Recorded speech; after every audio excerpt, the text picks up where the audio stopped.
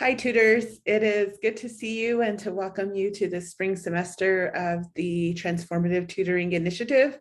And a lot of you are familiar with me from our work from last semester, but I wanted to touch base with you regarding some of the data collection processes for this semester and just to model some of the things that we saw whenever we were going through and analyzing the data. So I am going to share my screen and I am going to show you a correct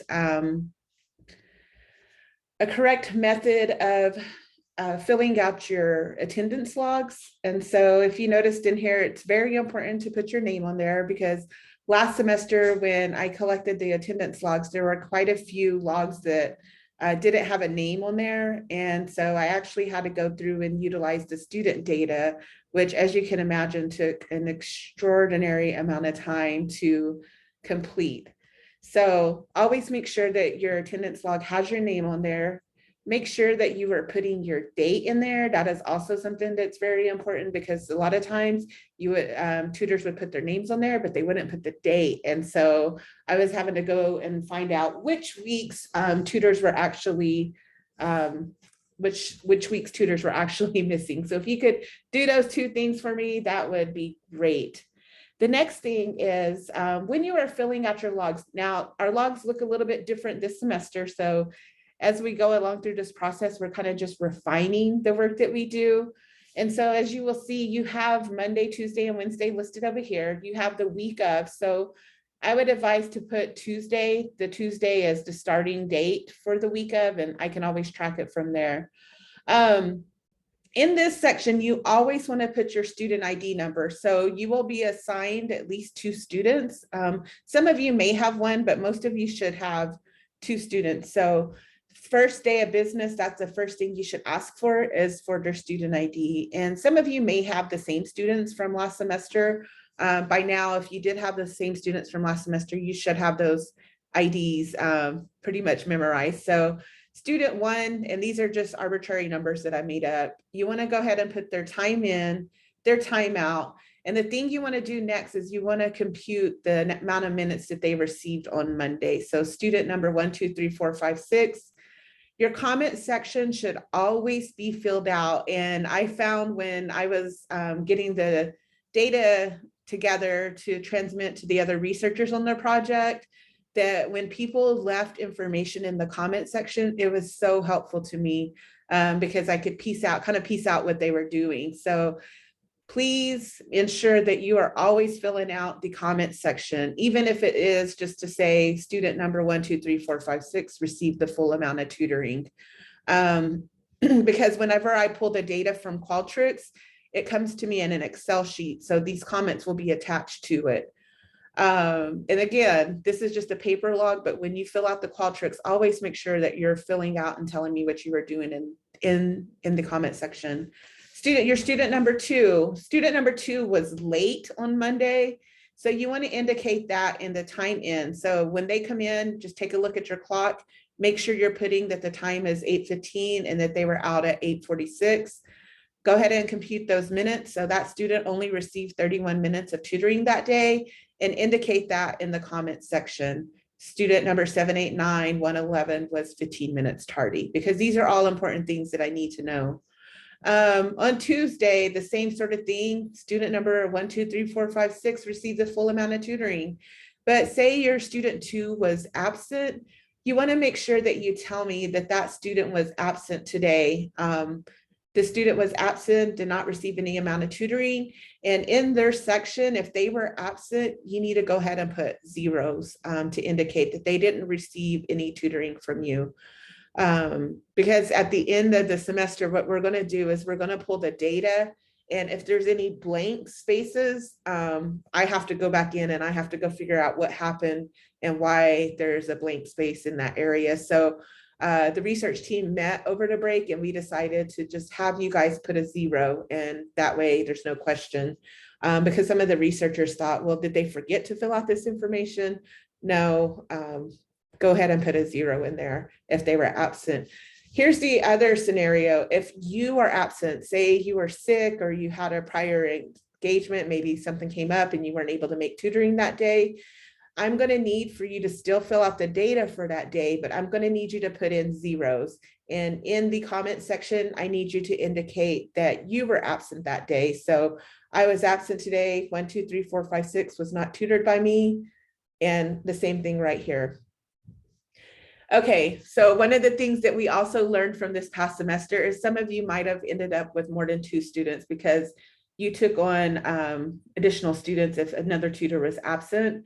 And so if you tutored more than 2 students in one session, please use the space below to record this information. So it is very important that you put in a date. And this is why it's so important for you to fill this out during the week. So this needs to be a daily fill out. You need to fill out your paper log every day because it's very important that you get the dates correct, because this semester, when I pulled the data, I would notice that some students were reporting that they tutored the same student, which we know is not possible. So in order to make sure our data is accurate, make sure you're going through and filling in the date every day. This is so important to what we're doing. So list a date right here. So this is on Tuesday. This student actually picked up 2 additional students.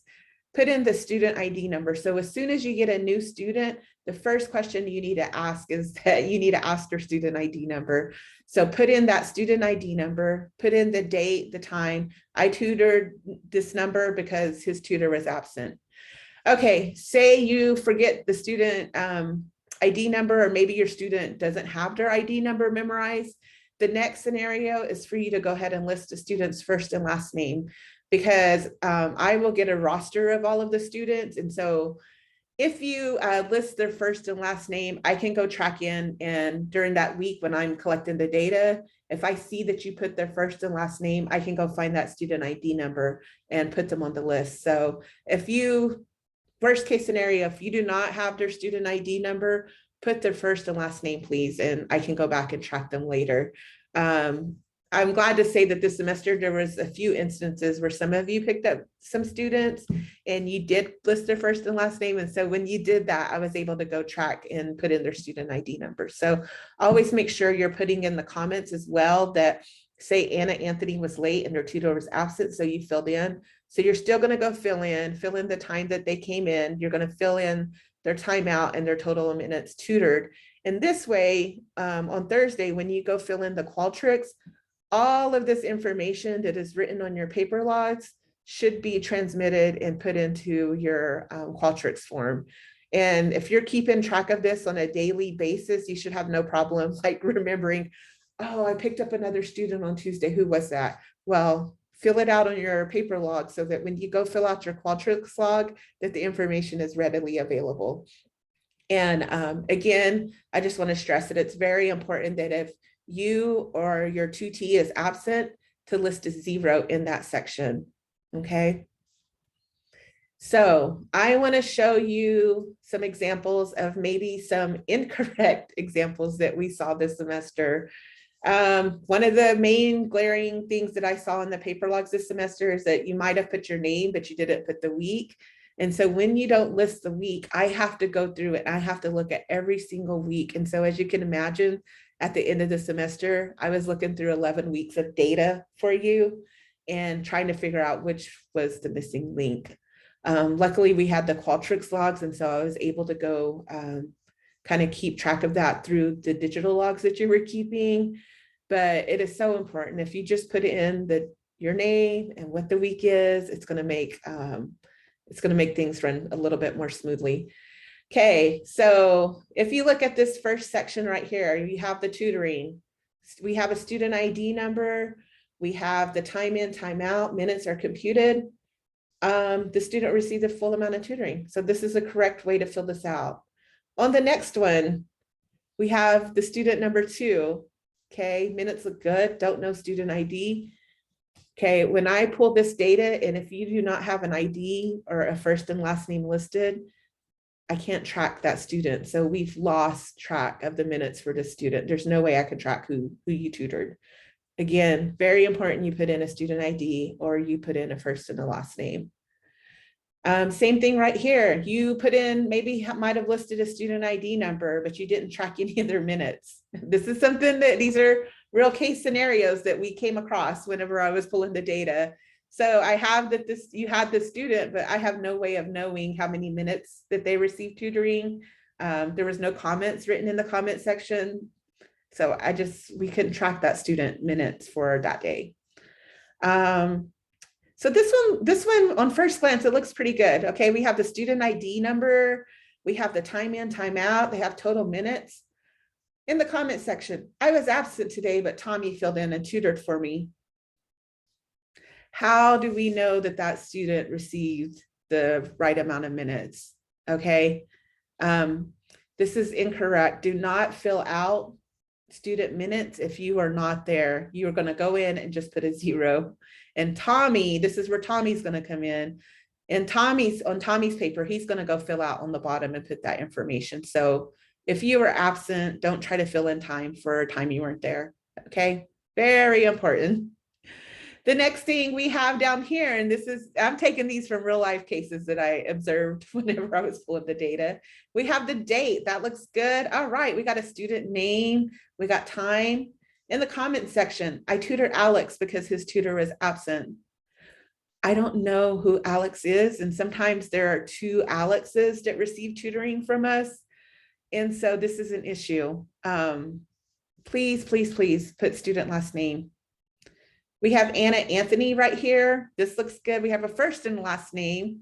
We have time in, time out. We have a first and last name right here. Anna Anthony was late and their tutor was absent, so I filled in. Great.